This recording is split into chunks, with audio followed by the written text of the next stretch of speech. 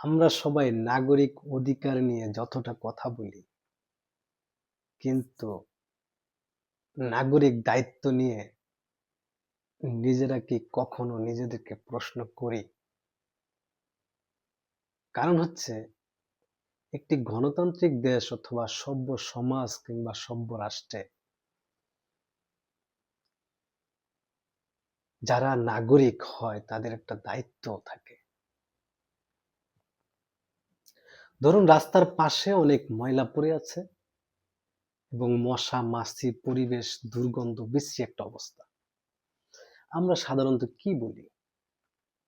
আমরা সাধারণত বলি যে সরকার ময়লাগুলো পরিষ্কার করে না, বা সিটি কর্পোরেশন এটা করে না ঠিক মতো, অথবা বলি দেশটাই আসলে নোংরা হয়ে গেছে,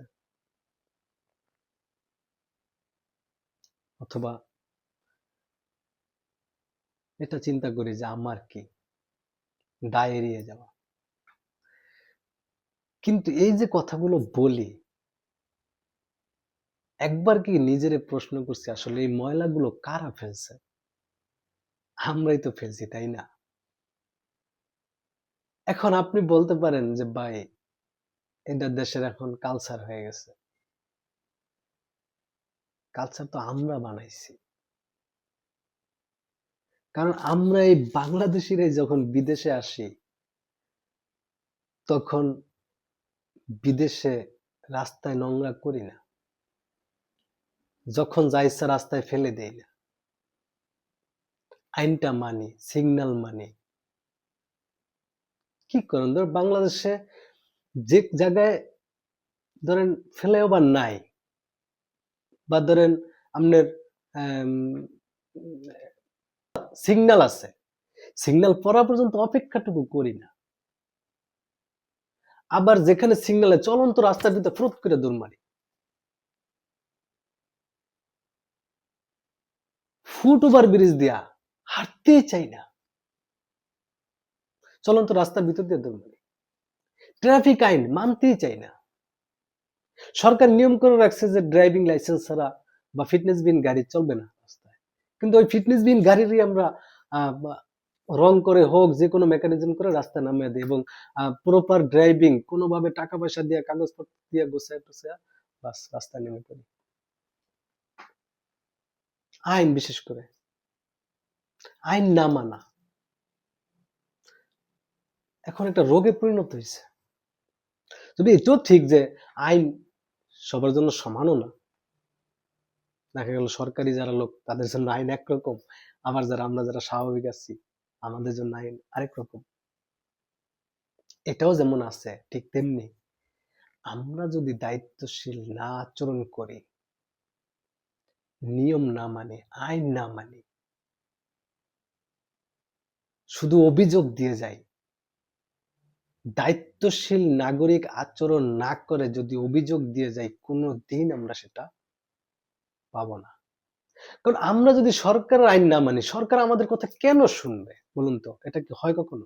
ধরুন একটা বৈদ্যুতিক বাল্ব, বৈদ্যুতিক বাল্বের দুইটা প্যারালাল শক্তি থাকে, একটা হচ্ছে প্লাস, একটা মাইনাস। এখন যদি একটা আছে আর একটা নাই, তাহলে কি সেটা ফাংশন করবে, জ্বলবে? জ্বলবে না। ঠিক তেমনি একটি আলোকিত সমাজ, আলোকিত রাষ্ট্র এবং নাগরিকের অধিকার বাস্তবায়ন করতে চাইলে আগে নাগরিকদের দায়িত্ববান হতে হবে। আমরা আমাদের চ্যানেলে নাগরিক, একজন দায়িত্বশীল নাগরিকের কি কি ভূমিকা থাকা উচিত, আমরা ধীরে ধীরে সেগুলো আলোচনা করব।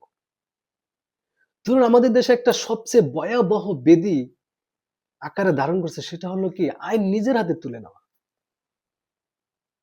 আচ্ছা বলেন তো, আইন কি নিজের হাতে তুলে নেওয়ার জন্য সরকার বলে, অথবা কোন সভ্য সমাজ বা রাষ্ট্রের এটা প্রবণতা হইতে পারে? তো একটা মানুষ খুব অপরাধ করছে, খুব, কিন্তু আমরা কি চাইলেই তারে আইন হাতে নিয়ে তারে আমরা মেরে ফেলতে পারি, অথবা তার উপর আমরা হাত তুলতে পারি? পারি না তো। কারণ আইন হাতে তুলে নেওয়াটাই তো অন্যায়, কিন্তু আমরা আইন হাতে তুলে নেই। ট্রাফিকের সিগন্যাল না মানাটাই অন্যায়, আমরা সেটাই করি। ফুট ওভার দিয়ে না গিয়ে নিচ দিয়ে যাই, আইন না মেনে বেআইনি কাজ করি, সরকারি অফিসে সিরিয়াল মেনটেন করি না, আমারটা যেন তাড়াতাড়ি হয়ে যায় সেজন্য আমরা ঘুষ কিছু টাকা দিয়ে আমার কাজটা আমি তাড়াতাড়ি করে নিয়ে আসি। কিন্তু আমি করাতে যে আরেকজনের অধিকার ক্ষুণ্ণ হলো, সেটা কি আমরা লক্ষ্য করি আসলে? দেখুন, বাল্ব যেমন দুইটা শক্তি ছাড়া জ্বলে না, তেমনি নাগরিকের দায়িত্ব যদি নাগরিক পালন না করে, তাহলে সে তার অধিকারও পায় না। কারণ সরকারের কথা যদি আমরা না শুনি, দেশের আইন যদি আমরা ফলো না করি, আমার দায়িত্ব যদি আমরা পালন না করি, তাহলে সরকারও আমাদের কথা শুনবে না। আমরা যেমন আমাদের মতো করে চলি, আমাদের সরকারও ঠিক তার মতো করে চলে। কারণ আমরা যেমন তার কথা শুনি না, সেও আমাদের কথা শোনা প্রয়োজন বোধ মনে করে না।